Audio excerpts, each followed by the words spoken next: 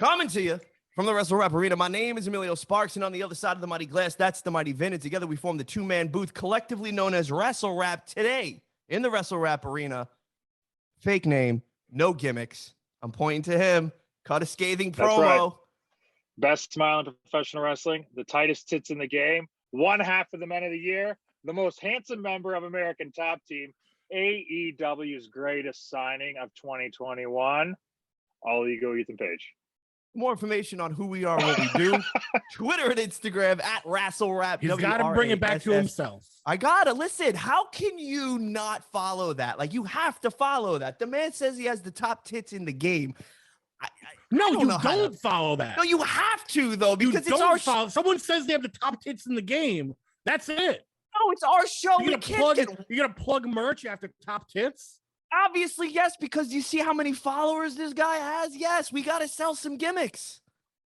No, fake name, no gimmicks, dude. Well, for you, it's no gimmicks. Yeah. For us, it's all gimmicks. But, Jules, man.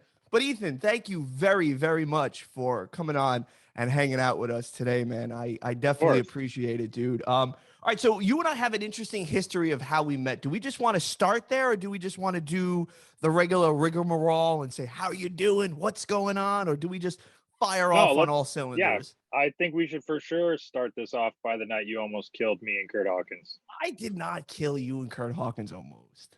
I thought it was just a minor little just fender bender. No, there's nothing minor about it. You saw the bill. Yeah, I paid the bill. Yeah, that's what I mean. So come on. Let me tell you something. You were frightened when you called me that night. I was. Oh, he was so shook. Don't tell me that, it was a minor fender bender. Well, dude, in not hindsight, only shook, he was super embarrassed too. I was. Absolutely. As he should be. Yeah, he's a prideful man, and you could see that his pride was being questioned. His integrity was being questioned. He also just met us and made sure to go out of his way to be like, no, of course, you guys can drink. I'll take care of you guys. You guys have a nice time. I'll get you safely back, hang out with your friends on a rare night off during being the busiest professional wrestlers on earth. It was like, a night off for us. A stress-free evening. A time for me to take a break mentally. Maybe even physically. I guess, and both were tested that night. Yes, absolutely. I was embarrassed just because I am a good designated driver. Because when I do drive, when I do, not. No, you're not. No, I am. Because start off with I got into a car crash, and they'd be like, "I'm a great designated driver." Hold on, Finn. The best part is, it's not even that he says he's a good designated driver, and then he got in an accident. He got in an accident pulling out of the driveway. How do you do that? Well, you haven't seen Gallows'. Well, you haven't seen Gallows' driveway. Neither have you. That's why you drove off it. Yeah, I drove off of it because the road. I'm going to go ahead and assume that he's got a big driveway, massively long. So that driveway. makes it even worse. No, but you think it's a long road. It's not like you're in Bed-Stuy trying to get out of a tight parallel part. You had a big driveway. I guarantee you, I would fare better in Bed-Stuy than I would in rural Georgia because the roads are like this narrow. Stop making excuses. Listen, there is no excuses. I assure you on that. I had egg on my face. I was just more nervous that, oh my God, I hope these guys didn't get hurt. Because that's my thing. You know what I mean? So no, you thought, because you think you hurt them, they're going to hurt you. You were out for yourself. No, obviously not. Listen, if it would have had to come to fisticuffs, I just would have been like, just pummel me. It's what it is. What it is. Just you're angry about a car. He had that energy. Yeah, he had that. Emilio had that energy. I think that's actually why I liked him the most. From meeting him was how the whole thing was handled. Because he was literally just like, yeah, I mean, I definitely did it. Screw me. So run away in the middle of Georgia. That would be really funny though. And then Brian Myers starts throwing action figures at me to take me down. That would have been really cool. We should have filmed that for Talking Shop Mania too, actually. That's what we should have filmed it for. But we were safe. Everybody got to the place in one piece. I paid the bill. Well, not the car. Oh, I mean, the car's a car. It's an inanimate object. It's not a transformer, so it doesn't really feel anything. There's no all spark in the engine. So No, we no, were but there No, was a piece it's of no it. Castle Grayskull. It's no. There was a piece of it when we drove back to Gallows the next day. Yeah, and whoever is his neighbor that literally made the fire hydrant the leaning tower of Pisa. Yeah. is insane. How it didn't start shooting water blows my mind. Yo, a higher power was on my side that night, dude. For real, you know? And to add insult to injury, you guys didn't see a deer, but there was a deer grazing a few feet back, and it just literally just went like this. It looked up, shook its head, and went back down to eating the grass. Knows. They know. The animals know. It was just like, whatever, bro. It's on you. And then as we're driving, something definitely fell off. Yes. And then I just continued on, and it was the most awkward silence for a little while. Then we pull into a Walmart. Another reason is it was Hawkins Rental. Yes. So it's not even under your name. Yeah. It was under someone else's name. Yeah. The plot thickens, man. Oh my God. What a mess you get yourself into. I remember this is in one of my vlogs. You can go check it out. It's on my YouTube channel. It's Taco Chopamania 2 behind the scenes. There's the next morning, okay? Hawkins and Swoggle come pick me up in this truck. And there's half of it is missing. And not only that, they try and let me in the back door. The back door is also not working. So this thing is a wreck. And then Emilio comes around in another car. Yeah. After we're talking about what's going on, and all three of us just look at him and just shake our head. Like, this son of a bitch thinks he's gonna get in with us. No, I knew I would. No. Yeah, he knew he had to get his own ride that day. I had to get my own ride that day, but it's all good though, because I think that was the thing that made me and Ethan Page friends. I think it was. I remember the next day, the three of us were really, really chummy that day. I mean, Hawkins probably he had needs some your heat. Insurance information. You can't. Oh, we didn't even exchange insurance information. There was nothing exchanged. Brian was just like, brah, when the bill comes in, just pay the bill, brah. I was like, all right. Brian Myers, brah. Yeah, brah, when the bill comes in, brah, just pay the bill. I was like, I love that he's Vince Russo. Yeah. Oh, bro. When the bill comes in, bro, we're gonna swerve him, bro. No, but it's brah. You just gotta say brah. So I was a man of my word. Whenever, I guess it was like 6 months later, I get a text message early in the morning. I'm sleeping. I don't wake up till 3 o'clock in the afternoon. I look at the bill. I wipe the sleep from my eye. I look at the bill and I just hit him with a PayPal. And that was it. I was like, all right, we're done now, dude. And that's Wash it. your hands of it. Yeah. Wash my hands. But it makes for a really cool and interesting story. So, I mean, yes, it was a very interesting story. Yeah. Because had that been, I just would have been, oh, well, he was this dude. He drove us to and from. We got there safe, cool, whatever. I just might have been forgotten. Now, now you almost kill us. I'll never forget you. Now Emilio, I gotta take all your possessions away, Emilio, because you are so weird when it comes to between the cars and the damaged toys. And the thing I don't get is because you had, unfortunately, a flood in your apartment, and that's not cool. No, but you had a bunch of He-Man figures. Yeah, I'm rebuilding it as you You're see. rebuilding it, but only the boxes to those toys were damaged. And immediately, when you came home that day, the first thing you went to was the toys, and you were like, "I gotta throw these out." I'm like, "But they're good. Like just the boxes got waterlogged." And you were just like, "And what was your response?" No, they're not good. They have to go now. They're done. What do you mean they're not good? Like, wouldn't you? But you can still flip them. I did flip them. Oh, okay, that's fine. I flipped them. I went on this toy, Facebook group. Yeah. And I flipped them. I was like, if anybody wants, the damaged ones to open up as Lucy's, here you go. But I had like a Wind Raider, a Land Shark, a Castle Grayskull, a Faker, a Buzzsaw Hardak, and a couple of other ones. Now, you could open them up and they're beautiful. They're brand new. They're from the Origins line. But I like everything pristine in card.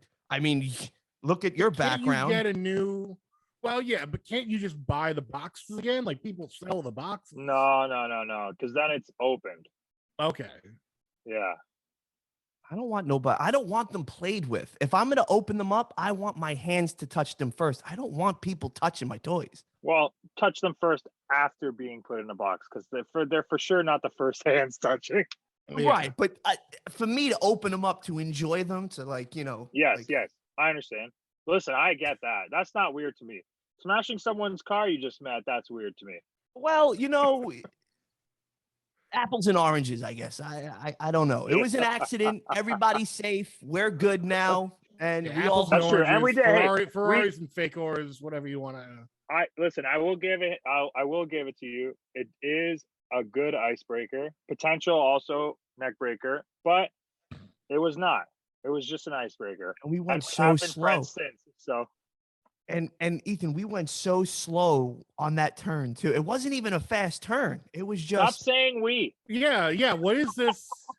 well, we were You're in the trying to car rope other together. people into the. Well, you're trying to rope other people into this. Stop saying we. All I remember is Hawkins Only being one like, only one hey, person bro, got the bro, bill. bro, smash. Man, pull out, look at the damage. I'm like, all right, well, I'm gonna have to pay for this. Get back in the car and go. And you did. And I did. And that's okay. But we're here now. So the next day was real fun. And then I text Brody immediately because he was getting up as I was going to bed.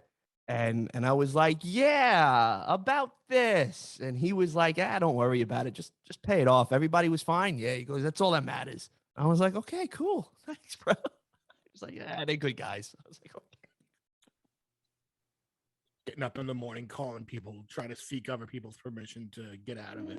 I was getting out of what? I was going to pay the bill. There was no getting out of it. I was just like, God, in the world of Emilio Sparks, look at what happened. Nothing normal happens. I was like, this is just what it is.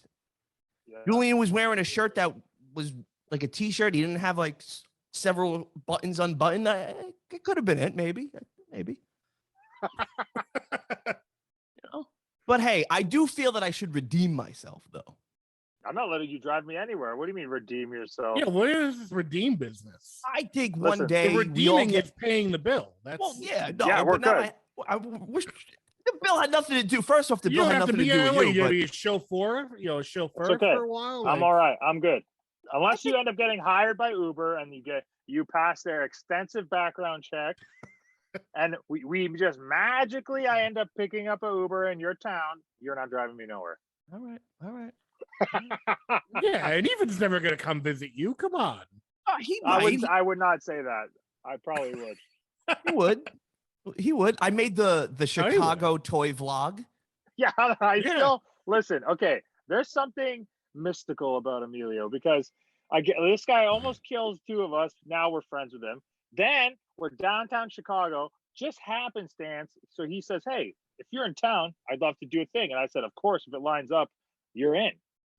We never talked again. That was it. I'm filming in downtown Chicago in a giant store window. It couldn't have been a better store. One of the best stores ever. It's called Time Pass Collectibles. Check them out. They hooked us up big time. But I'm about to go down into this basement where he hides all of his most legendary stuff and his stock for the store.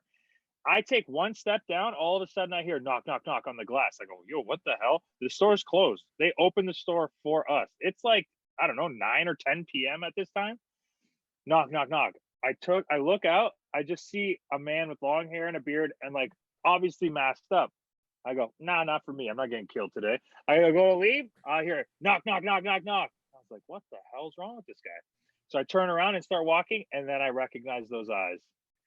The same eyes that stared at me sadly after he crashed the car. Very puppy dog and I'll doughy. never forget that face. And then we let him in. He came down with us. He ended up in my video. That's the thing. I never know where Emilio is gonna be. Sometimes I'll be like, yeah, you want to record this weekend? What day you want to do it? He'll be like, I don't know. I might be in Japan this weekend. What do you mean you might? Like you just go around the world on a whim. It just happens. I mean, that's a way to live. I support it. Thank you very much. I'm not a pro wrestler, but I like this vagabond lifestyle, this this kind of like just traveling drifter who can be able to podcast. Act. I am a complete circus act. So what's funny about that was Renee and Punk, we did the interview. And we were done, and it was literally walking distance from my hotel. So I'm just walking, hanging out because it was absolutely a fun time. Punk is great.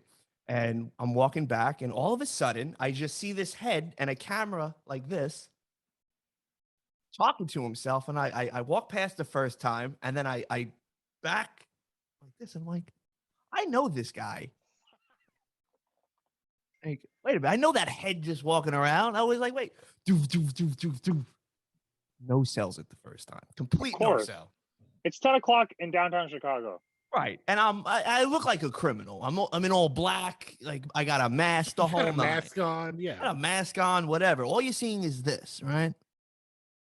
And I naturally frown anyway. So I look like I could have probably attacked this man. Then I knock aggressively. Boom, boom, boom, boom, boom. And then he looks and we laugh. I get let in. And then I see some of the greatest good that I have ever seen in my life. There was and I still have the picture of this. Now, there is from the original Motu line, there was the Fright Zone where Hordak would live. That was his playset. And it had a puppet. And the puppet was made out of like a vinyl plastic. But, I mean, it's 40 years old, so the plastic deteriorates. This thing was pristine. It wasn't a repro. It was, I asked him, I was like, this is straight from the original. He's like, yeah. He goes, flip it over and look on the inside. You'll see the date. And I saw the date and it was from the 80s. And I was like, this store has everything. They had a ton of Star Wars stuff. And the most impressive thing, because I'm slowly getting into this now, is the Kenner Superpowers line from the 80s. Yeah. Like, it doesn't get any better than that. So I'm just sitting there, they're doing their thing. I think it was Alex and Mark Sterling and Ethan. And I'm just looking for my own stuff because I was just amazed at what they had everything. Legitimately, they had everything. And then I saw you going back and looking at your big bad toy store list and then cross-referencing to see if you had that to buy anything there. I had to. Yeah. So on these toy vlogs, right? How much do you spend? Like, do you bring a separate suitcase? Are you paranoid about packing things? Like, I guess we start with your collection addiction, and let's go from there. So my collecting has become so much of my work that I don't even hunt unless I'm filming. And then I have such good relationships with some of these toy outlets that trying to find stuff is not really like an issue for me anymore. So I always force myself to purchase on these hunts. And then in the end, sometimes the stores end up comping us just because of the promotion of the store. Half the time they already know about the vlogs and the people coming in. And for me, it's always making sure I leave with something from the shop so I can use for figure photography or for my kid. But we're there to support the stores, especially during the pandemic, which is when all this started, because I didn't want any of these shops to close down. So I literally was like, well, what's the best way of helping? Make a vlog just of the toy hunts, because before they were just part of my weekly Wednesday wrestling vlog. Now they've collecting has become so much of my life of their own, and that I don't even hunt popular thing on my unless channel. I'm filming. And then well, it's one of those things I have when, such good relationships someone's with not some of as the into toy outlets as you guys are, that trying to find they'll stuff still love they'll still love the content. They'll So still love the content, and it may force even myself spark to something in them purchase because on these hunts. toy stores, And then in the end, sometimes shops, the stores end up comping these are things that have just because of the promotion of in the past, store. Half the time they already I would know even about the venture blogs, like 20 the people years. coming in. And for me, it's always I think making it's sure fair I to say leave with niche. something Like from the every shop town so I has can use for their figure comic photography or book for my shop. kid. Maybe there are two of them. We're there to even support in a the big stores, market here, like especially in New York during the City. pandemic, which is when Like all this we're in started. Staten Island, we Because I had didn't at want one any of point, these shops to close down, like so I literally 4 or was 5 like, different well, comic what's book the best shops. way of Now helping? that's Make a dwindled vlog down just to of the one, toy hunts, because and before then they there's were like just one part that's of like my half comic book shop, weekly half like Wednesday memorabilia wrestling place. vlogs. Right, and now they've kind it's of really kind of had a life of their own. it's not sad, but it's my all most popular because thing on in my a weird channel. way, it's sort of centralizing everything. Like every town does have their one place you can go to. But those videos help because it does spark people, especially now more than ever with nostalgia being such a big thing. People not necessarily wanting to play the game of going on eBay Like for a while, eBay was the thing. Searching online was the thing. But I think with, bots and just people being a little too hip to the little tricks and tips on how to like get exactly what you want on those sites, the fun is gone. So people are kind of working their way back around to going to the toy stores again. Sure. It's also, and like with everything that's been going on, things are starting to open back up, and that's why you're seeing like record numbers for live events. And like this is all a tangible thing to leave your home, and like you get a piece of nostalgia. You can hold a toy that you either couldn't have as a kid or had as a kid, and now it's in the package. You can relive that experience. For me, it's literally to show people like, one, listen, I'm a handsome man. I got a beautiful wife. I got big muscles. I'm a very successful professional wrestler. But it's cool to love junk. It's cool to love nerdy stuff and have hobbies and be open and like fun about it and share that with people. Like, look, I don't care. You can mock me, make jokes about me. Like that'll never, ever, ever bother me because this stuff genuinely makes me happy. So I just want to share it with people and, let them know like, yo, in your town, you have this store. It has great prices. It has terrible prices. It has what you're looking for. It has no selection. I'm going to tell you the truth and I'm going to be honest. That's why I never ask for nothing from any store because I never want to feel like I was bought out of giving my honest opinion to potential customers or saving them the time of going to this shop and like it's way overpriced.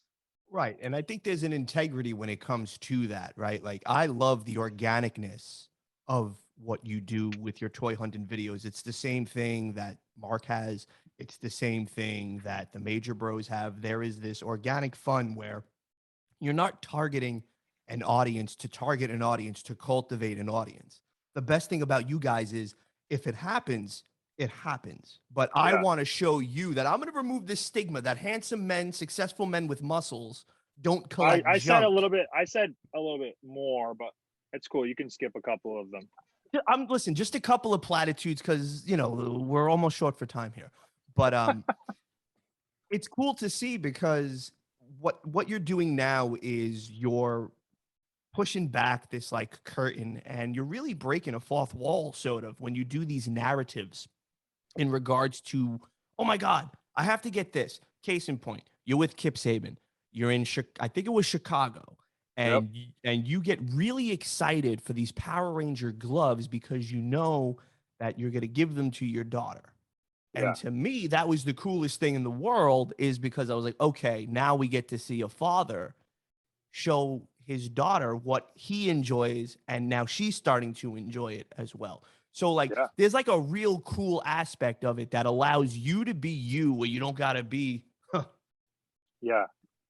perfect titty Ethan Page. This is just you being you, showing off your toys. And then you're bringing in your friends too. Had no idea Kip Saban was a Spider-Man fanatic. Had no idea. So that to me, and like this has always been the goal of my vlog when I started it even 3 years ago independently and then with Impact and now we're here in AEW, is to track my entire career, at least till I decided so I could, show my daughter like, yo, while I was gone and you were this old, this is what I was doing.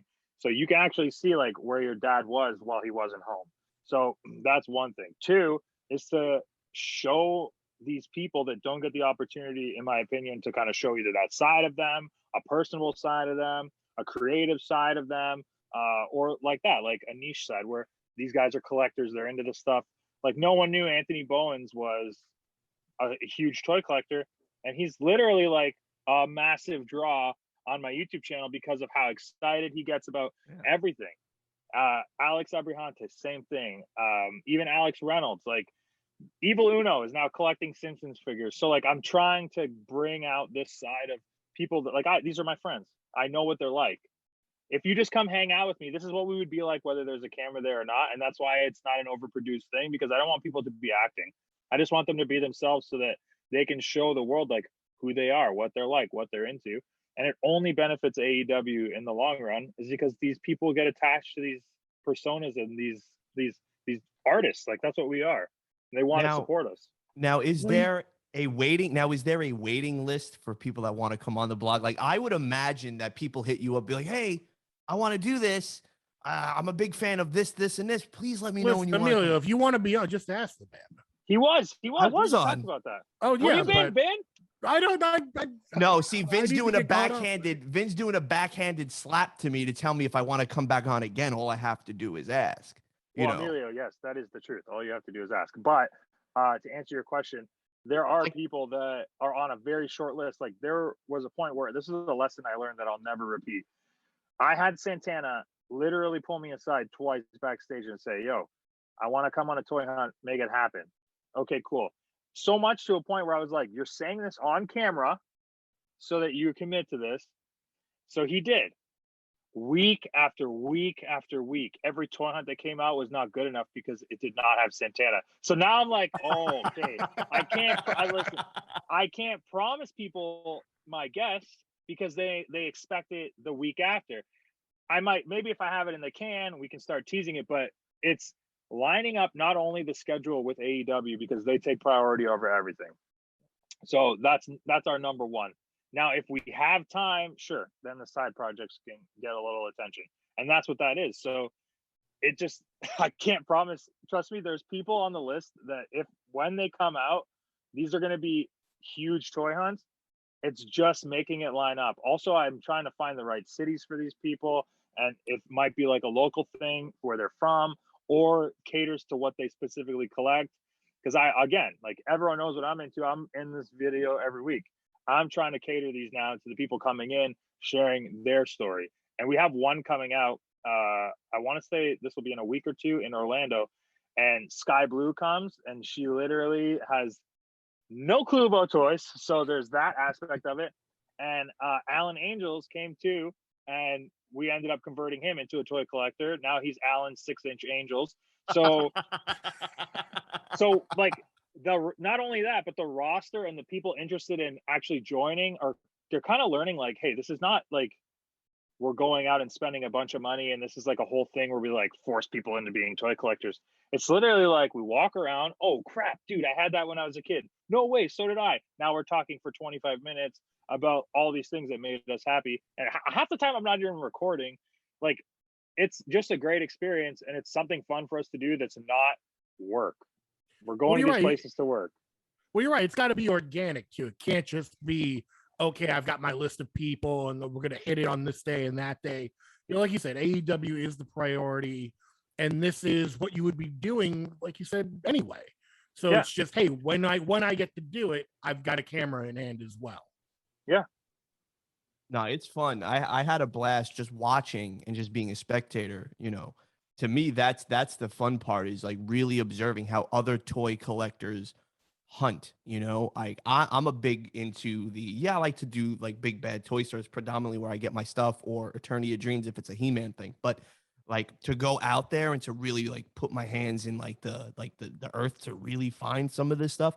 Like the fun is in the digging, but I'm also into creating memories with my people. And that's the fun that you show. Like you're creating memories with your people. So it's really fun. And plus it's uniquely edited too. It's not like that typical YouTube style of edit. Like you don't really come on and go, "Hey guys, blah blah blah blah blah." It's just real indicative. It's your boy Ethan Pate. Like that. No, you're not saying that. And this is sponsored by, and then like it all comes in. Blah blah. Sponsored blah, by Blue Chew. Go ahead and ring that bell. Hit that like.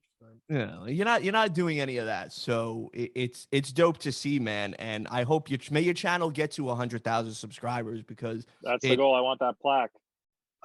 I'm getting one in like 3 weeks, dude. I'm excited. I'm so jealous. I'm excited. Granted, you know, it's not my channel, but I'm getting one. So. Doesn't matter. No, it's Renee's plaque, really. Yeah. Just Doesn't riding matter. the coattails. It's cool. Just riding the coattails. Riding the coattails. But the view is incredible, though. The view is incredible. But all right, so let's talk before we get into some more wrestling, I want to talk a little more toys. Now, you have so many toys. Do you rotate the stock behind you just to show it? Like, no, what's going on? I know Danhausen, he literally rotates the stock. So you are seeing a 10% of what this room looks like. Like, okay, so this chair can only spin so much because there's literally, like, this is right beside me. Like, I have too much in this room. So it's not good. I should be. It's a fire hazard. Yes, it's 100% fire hazard. No one's allowed in this room but me because there's only one specific path that I have to Indiana Jones myself through just to be able to get in this chair and set everything up. Like if this camera moves an inch, you'll be like, "Oh, dude, do you have a problem?" So there is no rotating anything right now. You what you see is what you get until I get out of this house. It's bad. I have the new Sentinel that came in from HasLab. The box is bigger than my child. It's like comes up to like here on me from the ground. It's not even out of the box yet. There's nowhere to put anything. Now I'm sad. I mean, you got to get a bigger house. So that's the goal. The goal is to move to America. So, everyone's life ends up a little bit easier. Yeah. And then you get your own house and you have just 2 rooms for a toy room. Yeah. Or like a shed. A toy shed. Yeah. So I can have like a studio for all my videography, my editing, and then I'll have my collection to my side. This house has to be massive at this point then. Just right, yeah. You need some square footage, dude. You definitely need some square footage. We'll see. What does your lady say when you come home with new stuff? Like, does she roll her eyes? No, not at all. Well, there's a couple things that go with that. 1, never say no to her. 2, make sure never a bill is missed. 3, the children always come first. And 4, work really, really, really, really hard until your hobby becomes your job that ends up paying you to do it. So it worked out okay. I would say so. Yeah. All right, so let's get into some wrestling. I think we talked enough. Before we do here, here's a natural segue, and this is since we're on the topic of toys. AEW wrestling figures are the best professional wrestling figures of all time. Listen, I did not want to say this originally because I didn't actually physically hold one in my hand until recently, thanks to Ringside Collectibles, which is a great place to go pick up your toys. Oh, yeah. They're unbelievable. Oh, dude, of course. The articulation is immaculate. The articulation, the head sculpts, the body sculpts, the gear. The scaling, like it's dude, these figures are so great. It blew me away, and now I'm like hooked, not just because I keep my fingers crossed every day of my life that I'll have a toy come out soon, but because they're genuinely amazing. I literally pettily was gonna hold off on buying any or getting any until mine came out, and now I'm like, oh crap, where's that Jungle Boy figure? Is it in here? No, there's a presentation with the box art, which I thought the Jungle Boy one was really dope. The 2-pack with Luchasaurus? It was so good. It's so good. Okay, so I pitched to Jazzwares this idea. This will be exclusive for you, okay? And hopefully I don't get in trouble and this cancels the idea. But I pitched to them because they ended up at my meet and greet. I want a box that is rectangular, but vertical, so like a magazine cover size, and I want on the front it to be like a GQ style Men of the Year with myself and Scorpio Sky. I'll get into the business part of this after on how it's tangible and it's possible, but first let's do the creative part. So we have the box on the front, we got the GQ magazine Men of the Year, beautiful. Maybe it looks exactly like our Titantron video, brand awareness, people have seen it, they like that already. Now it opens up like a magazine. And you have myself and Scorpio Sky in the plastic, looking like we're walking down a red carpet, which is the cardboard behind the plastic. So the art is very simple. The boxing is very simple. And all you have to do is just angle us just a little bit forward, bend one knee and one arm, and make us look like we're walking in front of each other. Tell me that's not a collab. That's already, they already make figures like that. Like they can... Now, here's the business side. You already got enough bodies that you don't got to mold anything for me. Maybe give it a better tan than everyone else on the roster. It would be honest, at least. Then, all you got to do is get a different head sculpt, maybe with some sunglasses. I don't know. How hard is a head sculpt? I don't know. I don't know how that works, but I assume not that hard. You already have Scorpio Sky's mold.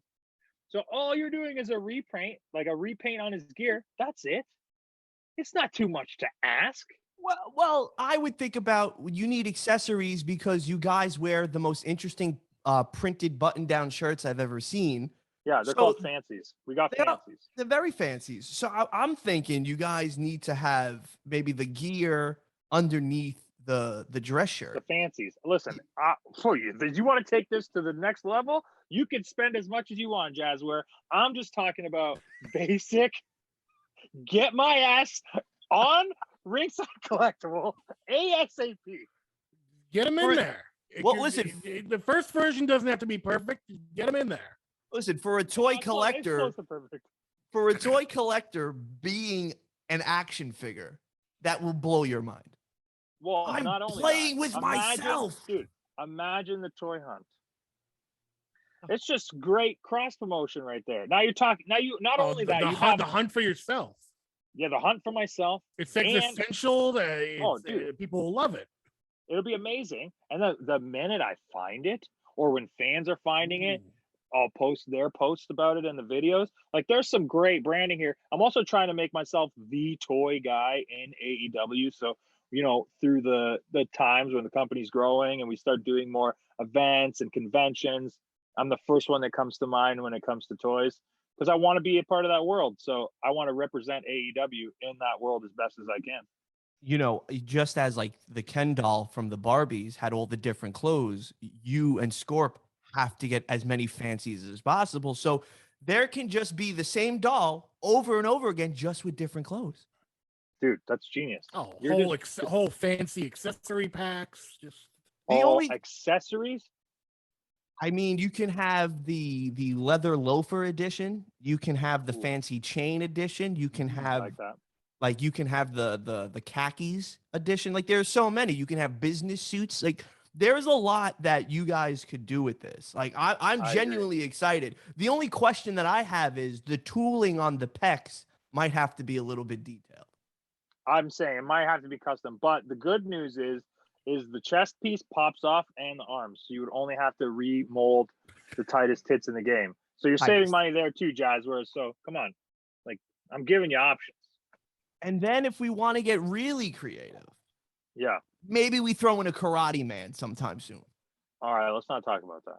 If this sells, I think it'll be a hot commodity. I think the Ethan Page. You got to get one step at a time. Don't push too many buttons. I'm just saying, you can get like the retrospect. You can get jumpsuit Ethan Page with the zip jacket. You can get, you know, the handsome fancies 2-pack. And then you can get the Karate Man. You could get a box this big and it's just Ethan Page. That's true. I've played enough characters. Yeah, but they're all opening up the Ethan Page box set of figures for Christmas. I mean, that's what I want. Mom, can I get an Ethan Page box set for Christmas? Sure you can, sweetie. Do it. Like, imagine a 9-year-old asking for that. Yeah, dude, that's literally what I'm waiting for this figure to come out for. Just to be like, oh, a kid actually bought this. Like, that would just blow my mind. And he's just screaming, tightest tits in the game. It's all, you know what? The funniest thing is, like, when I'm growing up, my parents tell me, oh, you can't watch that Attitude Era stuff. They say some crazy things on there. Now, for sure, some other parents like, oh, no, you can't watch that Ethan Page guy talk about his titties on TNT. Maybe they do like a switch in the back and it bounce. Yeah. Oh my God, that would be genius. That's what I'm saying. Hit the switch in the back and you just see the titties go like this. Make those titties pop. Start working, guys. We're printing money with these ideas. I think we are. I'm gonna figure out how to mold plastic, and we'll just start making them. Why not? Sure. Let's just. We'll probably get sued, but yeah. I mean, you work for the company. We're fine. Well, you're making a lot of assumptions here. Yeah. He's winking. He's winking. We'll figure it out. All right. So I want to know, because you look like you are having a blast doing everything that you're doing, man. Let's talk about your journey, man, from leaving Impact in a really creative fashion when it was Karate Man versus Ethan Page to showing up in AEW. Let's talk about the last day and talk about the first day. Sure. Let's just talk about the first day. So it was, I would say between the jobs was probably the scariest part of my life as far as my wife and I wanted another kid. Just what was not in the cards, I guess, stress level wise, because we didn't know what was going to happen next. There was no guarantee to show up anywhere, no promises made, nothing like that. Kind of just like, yeah, really nothing. So when it came down to the wire and I ended up signing, I want to say like January 1st, it was the craziest like sigh of relief. And then it was a waiting game to get my work visa processed. So that's why I ended up debuting in, I believe March was the Revolution pay-per-view in the ladder match. So the whole process of not having any ring time for 4 months, because Impact taped for so long in November, they had stuff airing until the middle of January. So although I was on television, I was not performing. I'm not traveling for indie shows, nothing. I was just a Twitch streamer and a YouTuber. And even barely that, I had no content. I just shut everything down until I re-debuted to the world, or debuted in AEW. So that was a very scary time. And then obviously there's a process of kind of getting used to the new job. You're the new kid in town. You have to kind of find where you fall, I guess, in the balance of things, and like really just find my way and like grow my roots in the company.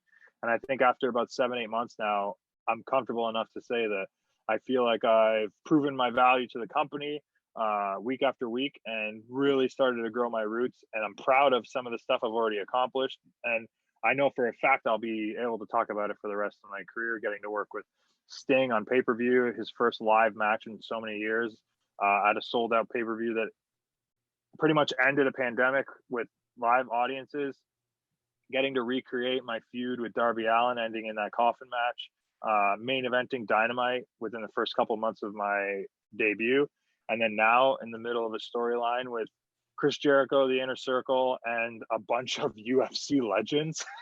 Like, also not like, and all that stuff is amazing, but I would say the best part about it is me learning the way the company operates. It took me a while because of like PTSD to understand that every experience I've had leading up to this has just made me appreciate and value everything that AEW allows me to do. And they literally allow me to be whatever version of Ethan Page I want. So I've had my entire career being told how to be me, and in the back of my mind, knowing the best version of me. And now I actually get to be that version and say I have tight tits on television, say I like be the character, and like this outlandish, crazy person that I knew would either entertain the masses or make them hate me, and they allow me to be that. So there is no creative stifling with AEW. They just give me the paint, give me the brush, and they let me do what I want, which is amazing. Well, and sort of jumping off of that, how much creative leeway do you have now compared to even not just Impact, but just like any company or promotion that you've worked for in the past? Because you do hear that a lot from people working in AEW, where they go, okay, this is like no other place I've ever worked before. They literally, like you just said, let me come up with what I want to do, and then I just go out and do it. Like, has there ever been a moment so far where you've heard of someone in AEW being told like, nah, we're not gonna, like, this is a hard no? Well, I mean, there's always going to be. I'm of the mindset that if you are respectful of the rules laid out, then you have the freedom to do what you'd like. Now you start crossing boundaries, or you might get like, as a promoter, I've run wrestling shows pretty much my whole career, over 10 years. I have a different level of understanding and respect for the fact that we work for and with a television network, which also brings with it a specific arrangement of sponsorships. So you can't say negative things about these sponsorships on your outlets that AEW is so graciously allowing us to like have YouTube, to have podcasts, to have Patreon, to have all this stuff. So I know, stay away from that stuff. Just be respectful of the number one priority, which is AEW, and then everything that falls underneath should fall under the same umbrella. So I won't be, if I, let's say, I'm just using it as an example, like I love Arby's. If Arby's was not a sponsorship of TNT, I probably wouldn't have been comfortable with saying Arby's is sponsoring Fat Food Fest, which is a great video on my YouTube channel. Go check it out. Myself, Dan Housen, and Jake Something eat at an Arby's shirtless. So it's a really fun video. And to me, it was synergy. They have commercials on TNT. I felt comfortable with, promoting this brand on my channel because it didn't go against anything with the network. That's just how my brain works. That's how my brain's always worked. I've always been a company guy. But to go back to your original question, comparing it to everywhere else, I don't know if my eagerness to succeed or my eagerness to offer more than what they're asking of me came off as egotistical or like a know-it-all. But I always had people pushing back, or they were either too lazy to keep up with the speed that I wanted to keep up with. So I was always being told, no, that's too much, or why are you thinking about that? That's not your job. Or now we're dressed like this. You don't look the way in your mind, blah, blah, blah. Or don't talk like that. That's not your character. Or whereas here, it's the opposite. It's like, okay, show us what you got. Because if it sucks, someone else will show us something else. So, and that's what I like. I want sink or swim. And you can see that though, because I think you've become even more comfortable in your own skin, just 100%. to even see the body transformation, over the years. You can see like you're more comfortable in your skin now, where you'll do an obnoxious unbutton and you'll walk around and you'll smile. Like you've become a quintessential heel that you want to hate, but you do it so good that can you really hate you? And I say no but maybe it's just because I'm partisan to the fact that I know you on a personal level, but I see what you're doing in the character work that you're doing with Scorp and with Dan Lambert now and all these UFC legends, which it's some of the best television because Dan Lambert can cut a promo himself. Mm-hmm. And now he's bringing in two other guys that can really cut promos, and you and Scorp. And you guys it looks like you're just having a blast. And now you get to work with Junior Del Santos alone is just former champ. Like scary, intimidating, but also really nice. But one of the nicest, humblest dudes I've ever met. And the respect he showed professional wrestling should be talked about for the rest of time. Jorge Masvidal with that knee. That's scary, dude. He signed a huge UFC fight, and then 2 nights later shows up on Rampage. Like, this is like, I love this for AEW because this is what we should be doing. Like, look, wrestling fans know about AEW. Now let's turn these, as I like to say, basic ass civilians into wrestling fans, because AEW is offering something that could entertain, I truly believe, anybody, not just people who like professional wrestling. And I'm seeing it by people coming on the vlog for the toy hunts being like, oh, these guys are pretty entertaining. I should check out this wrestling thing. And in my dumb, small bubble, I'm like, what do you mean you don't know about AEW? But we love wrestling. That's why we know about it. So let's get the general public to turn attention to what we're doing on weekly television because it's entertaining. And that's something that me and Emilio have talked about for quite literally years on this podcast about, because when people look back at like the popularity heights of wrestling, when they look back to like the Attitude Era or the 80s, and people pick out, what were the things that really made those eras of wrestling, something that we feel goes a little unsaid or underspoken is the fact that you saw those guys everywhere. You saw people coming in and out, the Mike Tysons of the world getting involved. You saw the wrestlers on all the talk shows, on sitcoms, on wherever you could get them, you saw them.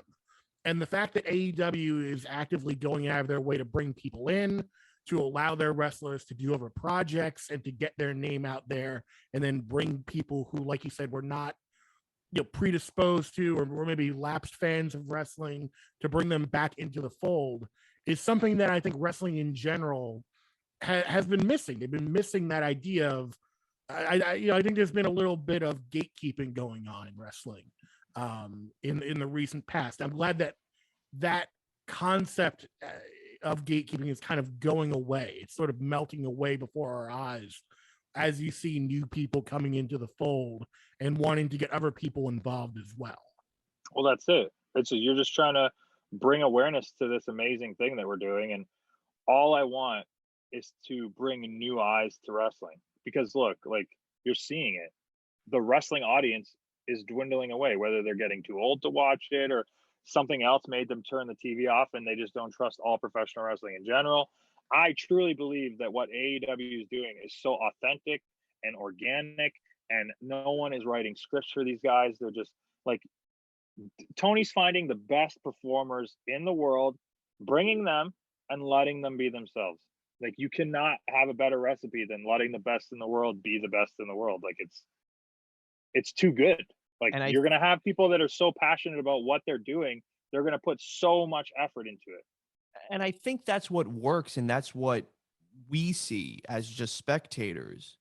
You know, we see that it works like that because you could question, and I think a lot of, you know, the Twitter thumbs really do that. Where well, is this UFC thing going to work in pro wrestling? You know, like we all remember the Lions Den match from the Attitude Era. It wasn't really like the greatest thing in the world, but the way we see it infused here has really blurred the lines of, well, you have this guy in Dan Lambert. He, for all intents and purposes, on camera, despises pro wrestling, but loves you in Scorp because you guys represent what he thinks is talent, right?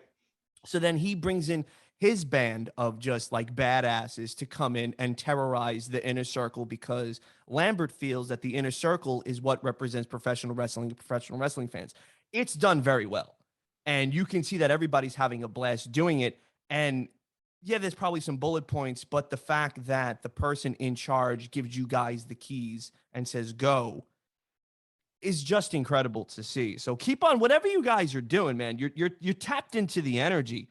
Just keep on going, man, because it's great. You guys have been knocking it out the park. You and Sammy had a banger, dude, for real. Like, I was gonna text you after that night, but I don't want to bother you because I thought you were probably getting bombarded with amazing work text messages all day. Hey, a text from a friend is always welcome. You know that. Listen, if I see Jorge Masvidal or Paige Van Zant hunting for toys, you win. You crack the code, brother. Hey, I've had Paige on my vlog giving her opinion, and Austin, her husband, opinion of what it's like to be backstage and working for AEW. So, like, we're collaborating with literally some of the best in the world, and it's cool that AEW even puts us in a position to be able to do that. But I do want to touch on one thing you're saying about the Twitter fingers. Man, that's the smallest minority of people with the loudest voice. Oh. We're selling out arenas with almost 10,000 people a week. You saw we sold 20,000 plus in New York City. There's not that many people in one arena tweeting about the show. Never mind every city that we're traveling to and the a million plus a week that watch. Like, I do not cater a single thing I do to the internet. Not a single thing goes, oh man, I really hope they like this on Twitter. Don't care. I don't care. I want people that are at home flipping the channel going, who is this extremely tanned man flexing his tits? I need to stop and see what the hell's going on. Because if you're watching TV in the 90s and you're flipping through and you see the Macho Man waving his finger around, if you see The Rock raising an eyebrow, literally just someone with a microphone and having an entire room of people listening to what he has to say is enough of a reason for a random person to stop on that channel and be like, why is everyone listening to this dude? Boom. And you just made a wrestling fan. Like, people don't need to know our names to pay attention. But once they pay attention, they'll know our names. Like, that's how it works. We're trying to make fans, guys. And the cool part about it is, too, there's so many ways that now a wrestling fan in this time can be a wrestling fan, where you can go, okay, so now I got to Google Ethan Page. And, oh, he has a YouTube. Oh, man, he has Twitter and Instagram. Oh, now I gotta follow all this stuff. Like, oh, why is he so tan? I got to see this now. Like, what's going on with the tan? Like, so, you know. There's a million more ways to consume something now. It used to just be watch the show. The show is on at 8:00, watch it. Now it's I call it on YouTube. I caught it, 5 days later because I watch everything on Saturday.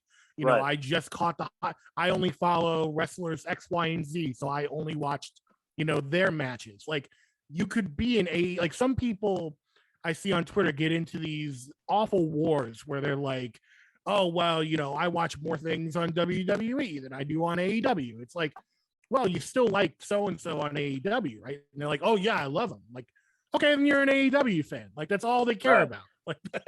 Like they still win. We all still win. It's not this zero-sum game right? that And then everyone on Twitter makes it out to be.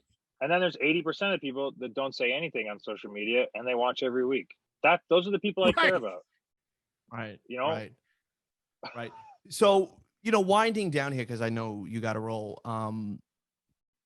Brody meant a lot to me, and I know he meant a lot to you. And I don't know if I've ever told you this, but I guess now is the perfect time to tell you this. I just want to say thank you, because the day he died, you were one of the first people to contact me. And I was so out of it when I heard that news, and I was so numb that I just laid in bed and I didn't move, and I wasn't really picking up the phone for anybody. But you FaceTimed me, and we stayed on the phone for a good while, and we just me and you just talked, and I never really got to say thank you, but now I want to tell you that because it meant a lot to me. The fact that you and I were able to just take some time sharing this dude's memory, and the fact that you even thought of me at that particular moment meant a lot, because I was done. I was completely devastated. I was just like, what is going on right now? Like, you talk to somebody for years every day, and then they're gone. And it's a hard thing to process, man. Like, I still want to go into my phone and text him like all this cool stuff that I'm doing and get his opinion and his feedback. And I can't. So now I just look up to the sky and I go, I gotta go do this thing. Watch over me. And that gives me a sense of peace. So thank you. So before, dude, of course. I know you've had great convos with me, especially in pretty much between jobs of one company to the next. So, dude, that's what friends are for. Look, I don't want to turn this into a negative thing because I have some funny Brody stories. Of course, same. But like, I'm very big on not doing things for others, in a sense of like I stopped showing my family on socials. I saw it got way more attention than like regular stuff, and I was like, oh, I'm not a professional wrestler to expose my family and use that as like a way of convincing people that I'm a nice person. Same with, I refuse to wish people happy birthday publicly unless it's a part of my character. I will DM any person congratulations on something. I don't want to respond to their thing saying congratulations. And same with tragedies and stuff like that too. I try, very seldomly do I have a public opinion about any of this stuff. And when Brody passed, I have so much experience with him in my life as like a role model and someone that gave me advice and like pumped my tires and like looked out for me. But nobody knows this. So like, you were the perfect person to call because I knew you were boys with him too. And I knew there was no judgment. So I could give you a call. We could share stories, laugh, reminisce. And it was not like a clout thing. It's not like a, you know what I mean? And it's like the fact that this is the world that we live in now breaks my heart. But I don't know. I chose to be a public figure. So now I have to deal with the consequences. But when it came to Brody, like, dude, before I signed, he was the guy like yelling at me about how much to ask for, like what demands to make, and I'm just like, dude, I can't use it. Yes, you can. Yes, you can. You're worth it. I'm like, bro. So like, dude, he didn't get to know I even signed with the company. He didn't know that I got to wrestle Sting. He didn't know that like he knows every detail of opinion I have of everyone backstage too. So he like what so if like getting into a match with somebody, he would have been the first person to be like, uh-oh, look who I'm wrestling this week. And he would have had something hilarious to say. Yeah. Yeah, I would have loved it, especially because like he worked for me in Alpha One. He was the most clutch dude ever. Because if I was ever in a jam, he lives in Buffalo. I give him a well, shit, I can't say that. He lives in Rochester. Because if I said Buffalo, he'd hate me. He was the man. He came in on Super Bowl Sunday one time to work for me. Obviously complained about it the whole time, but he did it. He did it, dude. He was the man. He was the effing man. He big booted Bushwhacker Luke so effing hard for me one time. It was the craziest. It's on YouTube. The clip's on YouTube. But like I have, dude, so many memories. I remember one time Davey Richards showed me, and Brody filled in. Banger main event on the fly. And then after I'm paying everyone, he puts his hand out and he goes, "Where's that Davey envelope?" And he did it with such a dry humor too. It was so the delivery was so dry, I bet too. He was the best. And you know, some very like weird, you're weird like me. You believe in this stuff, like everything happens for a reason, people watching over you and stuff like that. Oh yeah. What so we had the big show in Rochester. One a very career defining conversation I had with someone that day that led to very amazing things happened in that building. What happened was something that Brody told me should happen or would happen. So in like the most insane, like, I don't know. I drove home that night and I was like, holy crap. Like I was pushed into this by this man. Like he was looking out for me. That's just like the way my brain works. I'm a weirdo like that, but no, you're not a weirdo, because I genuinely believe what is meant to be is already predestined. It's already written. We just have to play catch up to what the universe wants us to do. And when we do, it happens. Right. Whether or not somebody calls it out to you prior and you're like, you just shrug it off like, yeah, whatever, you know what happens. And I just want to say, man, I appreciate you. Thank you for coming on and hanging out with us today, telling some stories. Very, very laid back. You're the man, bro. I love you, man. Congratulations on everything that you're doing. I'm very happy to see everything that you do. So for more information on seeing, like, you know, like the titties, the tan, the white teeth, like, tell everybody where they can get like you, like this, just breathing it all in. Yeah, breathe me in, guys. Soak it in. You can go to my website, playedbyjulian.com. That will link you to literally everything. Like this t-shirt I'm wearing. I know this might be audio only, but I'm wearing a fake name, no gimmicks t-shirt. So check that out on playedbyjulian.com. My most used social media is Twitter @officialego. And I have 2 blogs that come out every Wednesday and every Sunday. One's a toy hunt blog and one is backstage wrestling blog. So check those out on YouTube too. I'm literally everywhere. You are, and you deserve to be. So we appreciate you. As for us, Twitter and Instagram @WrassleRap, WRASSLERAP. We have some merch. You want to go and support that? Go to lapelier.com and do that. The give back, you'll like this, Jules. What we have is a autographed Intercontinental Championship from damn near every single IC champ in the last 15 years. It took me, I was gonna say 15 different names on it. Yeah, there's a lot, man. There's a few names on here. I will share 2 with you right now. The first name is Zack Ryder, and then the latest signee is Jon Moxley. And you get his blood. And you get his blood on this because he worked GCW with Nick Gage, and he was bleeding as he signed this thing. So what we're gonna do is, I haven't figured out how, but we're going to auction it off. And what we want to do is split the proceeds. So half the proceeds will go to St. Jude's Children's Center, and then half the proceeds will go to the John Huber Legacy Foundation.